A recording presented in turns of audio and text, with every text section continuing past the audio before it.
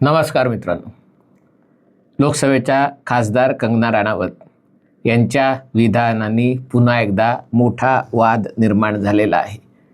या जेन झी आंदोलनाबद्दल संतप्त प्रतिक्रिया देताना कंगना राणावत यांनी विधान केलं की या आंदोलनात जे अश्लील आणि बिभत्स प्रकारच्या रील्स बनवणारे तरुण तरुणी या अभ्यासात तर काही फार चांगले नसतात, चेहरा कुरूप आणि मतिभ्रष्ट झालेली असते की त्यांना स्वतःचं घर देखील सांभाळता येत नाही, पण क्रांती करायला निघालेले असतात आणि ड्रग्स घेणं, दारू पिणं, अनेक पुरुषांसोबत किंवा अनेक लोकांसोबत, कारण पुरुष म्हटलं तरी प्रश्न आहे, कारण स्त्री पुरुष दोघं, तर त्यांच्यासोबत शारीरिक संबंध ठेवणं या गोष्टीचा त्यांना अभिमान, म्हणजे हे करणं म्हणजे आपलं स्वातंत्र्य आहे, अशा प्रकारचं त्यांचा देखावा असतो, असं विधान त्यांनी केलं. आणि साहजिकच आहे की या विधानावर प्रतिक्रिया येणं स्वाभाविक होतं. अर्थात कॉक्रोच जनता पार्टीच्या सौरव दास यांनी सांगितलं की कंगना राणावत अजून फुल टाईम पॉलिटिशियन नाही आहे, त्यांनी आधी राजकारण नीट करावं, मग प्रतिक्रिया द्याव्या, बोलू नये. तुलनेने त्यांची प्रतिक्रिया अधिक संयत होती. पण दुसरीकडे आपल्या मुंबईच्या माजी महापौर किशोरीताई पेडणेकर असेल किंवा राखी सावंत असेल, कोणाचं नाव पहिले घ्यावं कोणाचं नंतर माहीत नाही, पण त्यांनी लगेच आपली तोफ कंगना राणावतवर झाडली. ती खासदार आहे बघा, ऐका, खानेडी नटी आहे, तिच्यावर असं थू करायला पाहिजे, नालायक पाहिजे.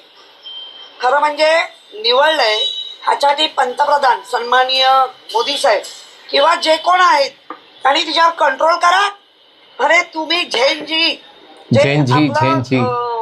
युवा तरुणांचं तुम्ही पुन्हा रक्ताला आव्हान करताय. तरुण दाखवून देतील, तरुण बघा, संताप, झेनझी दाखवून देतील तुम्हाला, सन्माननीय पंतप्रधानांचा सन्मान करा वगैरे वगैरे. राखी सावंतींनी देखील विधान केलं. मला आता राखी सावंतलाही चा आवाज तुम्हाला ऐकवावा का न ऐकवावा असा प्रश्न पडला आहे, पण मी तो नाही ऐकवणार, कारण तेवढी काही गरज नाही आहे. पण या निमित्ताने सगळ्या वाहिन्यांनी आणि विरोधी पक्षांनी कंगना राणावतला लक्ष करायचा प्रयत्न केलेला आहे. मागे आपल्याला आठवत असेल, कंगना जेव्हा निवडणुकांना उभी राहिली होती, मी अरेतुरे करतो कारण एक अभिनेते, खेळाडू यांना सगळेजण एक आत्मीयतेने अरेतुरे करतात, आणि त्यामुळे कंगना जेव्हा निवडणुकीला उभी राहिली होती तेव्हा काँग्रेसच्या खासदारांनीच, प्रवक्त्यांनी, की त्या जागेचं नाव मंडी होतं आणि कंगना राणावतला एका प्रकारे शरीर विक्रय करणाऱ्या महिलेची उपमा देऊन की मंडी में क्या भाव चल रहा है वगैरे अशा प्रकारे विधान केलं होतं. अर्थात तेव्हा तो तिच्या स्त्रीत्वाचा अपमान वगैरे ठरत नव्हता. त्याच्या आधी जेव्हा महाराष्ट्रात जेव्हा कर्तृत्ववान उद्धव ठाकरेंचं सरकार होतं तेव्हा त्यांनी आपलं कर्तृत्व दाखवून दिलं होतं. कंगनाचं घर आणि स्टुडिओ तिच्या एका विधानासाठी जाऊन तोडला असता. आता तर विधान सत्ता असती तर त्यांनी डायरेक्ट संसद भवनच तोडलं असतं, दाखवायला की तू त्या संसद भवनात सदस्य आहे ना, मी संसद भवनच तोडून दाखवतो. होऊ शकतं, पण आता सत्ताही नाही, पक्षही नाही, चिन्हही नाही, काही नाही हातात, त्यामुळे वायफळ बडबड करणं एवढंच हातात आहे. सांगायचा मुद्दा हा आहे की कंगना राणावत जे काही बोलली त्याच्यामुळे अनेकांना राग येणं स्वाभाविक आहे, पण त्याच्यात खरंच काही चुकीचं आहे का? ती काही सगळ्या तरुण पिढीला बोलली नव्हती. नंतर तिने स्वतः स्पष्टीकरण दिलेलं आहे की एकीकडे याच वयोगटाचे लोक स्काय रूटसारखी कंपनी स्थापन करून आकाशामध्ये रॉकेट, खाजगी क्षेत्रात बनवलेलं रॉकेट सोडतात. दुसरीकडे खेळामध्ये उत्तुंग कामगिरी करतात, सैन्यामध्ये स्वतःचं रक्त सांडतात असे तरुण एकीकडे, आणि दुसरीकडे हे आंदोलनाचा काही विषय नाही आहे. आंदोलन करणाऱ्यांबद्दलही काही टीका करायचं कारण नाही, पण या आंदोलनात जाऊन काहीतरी बिभत्स अहवाल करणं, अश्लील व्हिडिओ करणं आणि आपल्याला किती राग आहे पंतप्रधान नरेंद्र मोदींचा हे व्यक्त व्हायला काही लोकशाही देशात तुम्हाला स्वातंत्र्य आहे, पण हे करता करता ज्या प्रकारची भाषा वापरली गेली त्याच्यातनं अनेकांना किळस आलेली आहे की ही कसली पिढी आपण पैदा केलेली. आणि अशा प्रकारच्या वाह्यात गोष्टी खाजगी कुठेतरी हे आकर्षण असतं त्या वयात, लोक बोलतात, त्याच्यावर थट्टा विनोद होतात, पण सार्वजनिक ठिकाणी रील्स बनवून अशा प्रकारच्या गोष्टी करायच्या, त्याच्यातनं आंदोलन स्वतः बदनाम करायचं, स्वतः बदनाम व्हायचं आणि बदनाम करून लाखो लाईक्स व्ह्यू मिळून त्याच्यातनं पैसे कमवायचे. म्हणजे इतकी जर खालची मनोवृत्ती जर देशातल्या तरुणांची एका वर्गाची, मी तरुणांची झाली असेल तर ती चिंतेत टाकणारी बातमी आहे. तुम्ही म्हणाल या विषयाचा व्हिडिओ करण्यासारखं काय आहे? अशा प्रकारची वाह्यात विधानं सरकारच्या आणि विरोधी पक्षांच्या नेत्यांकडनं, प्रवक्त्यांकडनं केली जातात. विषय असा आहे की आजच एक बातमी प्रसिद्ध झाली. कर्नाटक राज्यात, अर्थात तिथे अशा स्वतंत्र विचारांच्या तरुण पिढीला पुढे नेणाऱ्या काँग्रेसचं सरकार आहे. कर्नाटकामध्ये 18 ते 25 वयोगटातील 7,000 तरुण विद्यार्थी HIV पॉझिटिव्ह आढळलेले आहेत आणि त्यामुळे सगळ्यांना धक्का बसलेला आहे. मला आठवतं आहे मी शाळेत असताना, म्हणजे तेव्हा 1993-94 सालची गोष्ट आहे, तेव्हा HIV वगैरे हे सगळं तेव्हा त्याच्याबद्दल भारतात चर्चा सुरू झाली होती. मला तेव्हा मी त्याबद्दल ठाण्याच्या सिव्हिल हॉस्पिटलमध्ये एक वर्कशॉप होतं, तेव्हा मी त्याला म्हणजे त्याला जाऊन मी तिथे गेलोही होतो. 8वीत किती 13 वर्ष वय असताना अशा गोष्टी कानावर पडणं त्या काळी असं खूप कॉमन नव्हतं. त्याची चर्चा करणं, त्याच्यावर बोलणं हे तर नव्हतंच, पण त्यावेळेला हे सुरू झालं होतं याची मला आठवण आहे. नंतर त्याची बरीच चर्चा झाली. मी अहिल्यानगरला HIV ग्रस्तांसाठी जे एक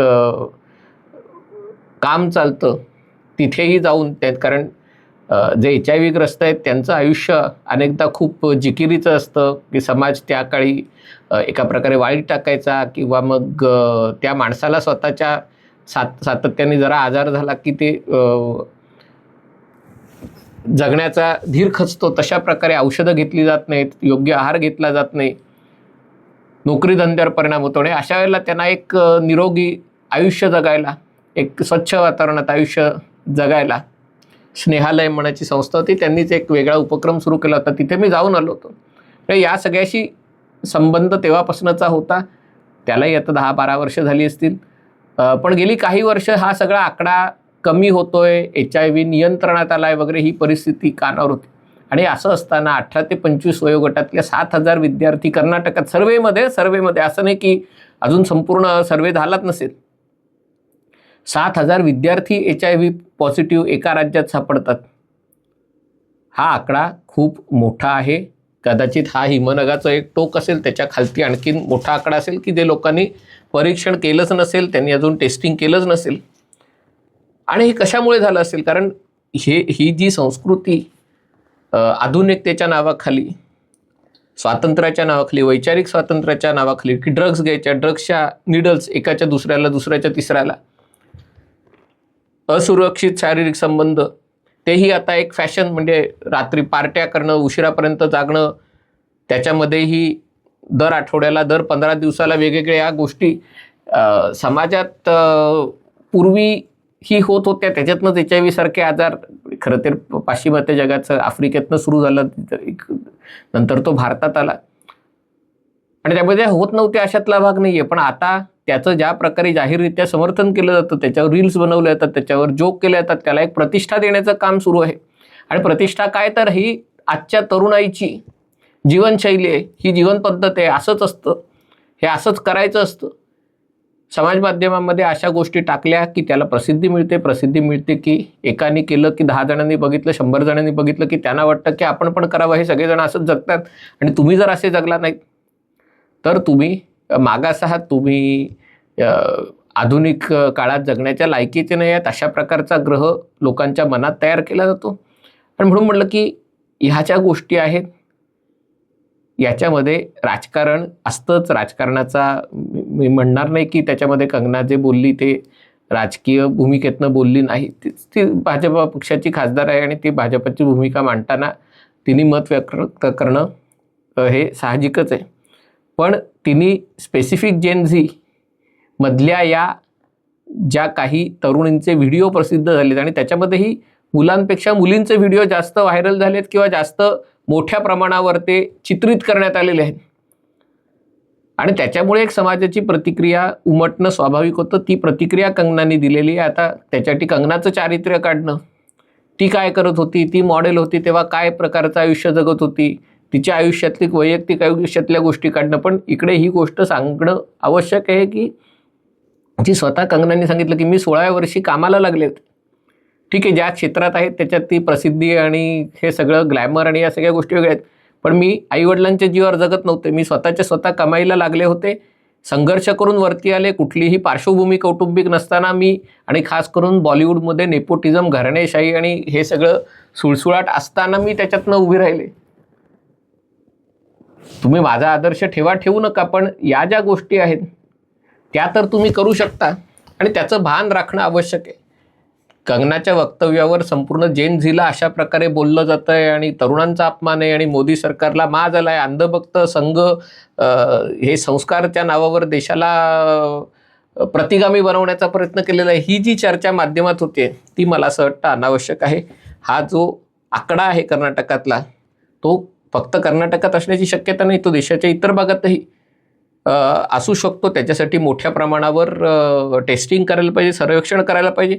आणि जर या आकड्यामध्ये वाढ झाली असेल, बघा म्हणजे एकच आकडा सांगतो, 2023-24 साली साधारणतः HIV पॉझिटिव्ह असणाऱ्यांची संख्या तरुण वर्गात 44,500 होती, 44,500 होती. 1-2 वर्षामध्ये हा आकडा 44,500चा 66,600 झाला. म्हणजे याच्यामध्ये वाढ जवळपास 20,000ची 20,100ची वाढ झाली. त्यातली 18 ते 25 वयोगटातले नवीन जर या गोष्टीला बळी पडलेले, या HIV पॉझिटिव्ह झालेले असतील. आता HIV पूर्वीसारखा आजार उरलेला नाही आहे. आता औषधं मिळाली तर तुम्ही बराच काळ एक चांगलं आयुष्य जगू शकता, परंतु सतत औषधं घ्यावी लागतात. आणि आत्ता गेल्या काही वर्षात त्याचं जे फंडिंग आहे ते कमी झालेलं आहे आणि त्याच्यामुळे औषधं न मिळणारा, म्हणजे ज्याला परवडत नाही आणि त्यामुळे परवडत नाही म्हणून ती विकत घेता येत नाहीत आणि जी निःशुल्क औषधं असतात ती किती त्याच्यासाठी अर्थसहाय्य मिळतं त्याच्यावर अवलंबून असतं. पण असाही वर्ग आता समोर येतो आणि म्हणून म्हटलं की कंगना राणावतनी ज्या उद्देशाने म्हटलं तो उद्देश नाकारू नका. कंगनाला तुम्ही नाकारू शकता, राजकीय चष्म्यातनं बघू शकता, पण तिच्यावर थुथू केलं पाहिजे आणि ती कुत्री आहे आणि हे मुंबईच्या महापौर अशा प्रकारची भाषा बोलतात. म्हणजे त्याच्यापेक्षा जेन झी नक्कीच बरी. एवढ्या वयस्कर महापौर आणि महापौर प्रथम नागरिक राहिलेल्या व्यक्ती अशा प्रकारची भाषा वापरत असेल तर त्याच्यापेक्षा जेन झी नक्कीच बरी. कंगनाला तुम्ही नाकारू शकता. कंगनाचा जो मुद्दा आहे आणि जो कर्नाटकमध्ये आत्ता समोर आलेला आहे त्याचा विचार करा. आपण समाज म्हणून आपण कुठे जात आहोत आणि आपल्याला नेमकं काय, कशा प्रकारचा भारत अपेक्षित आहे. तो डावा असेल, उजवा असेल, सेक्युलर असेल, धार्मिक असेल, हा पुढचा भाग आहे. पण एक निरोगी भारत आणि म्हणजे शारीरिकदृष्ट्या निरोगी आणि मानसिकदृष्ट्या निरोगी हा भारत आपल्याला उभा करायचा आहे. हा व्हिडिओ आपल्याला आवडला असेल तर कृपया लाईक करा, शेअर करा आणि चॅनल सबस्क्राईब करण्याची विनंती आहे. तुर्तास इथेच थांबतो. पाहत रहा MH14.